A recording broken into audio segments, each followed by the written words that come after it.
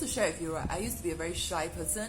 I don't like to do presentation. Although I'm very tall, like 1.72 meter tall, but I don't like to do presentation. So when I was young, I'm always telling my boss, right?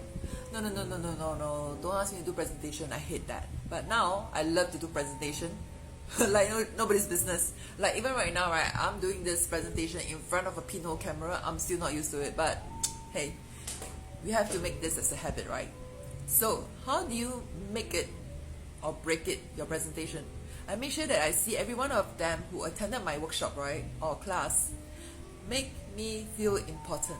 This is what I learned from Mary Kay, the culture, whereby we make everyone who attend our class make me feel important. So if you have like conducting a classes, or if you are actually getting them to attend your Zoom classes, it'll be good that if they on their videos, right? If not, then it's okay. Just acknowledge them on the when they come on board, right? Just acknowledge their names, right? If they give you some like questions or even answers, thank them for giving you questions and answers.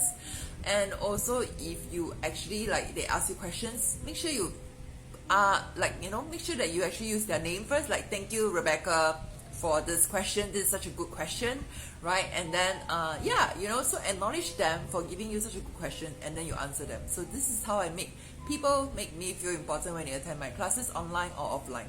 So I hope that you love this video. I'll see you soon in my next video. Bye.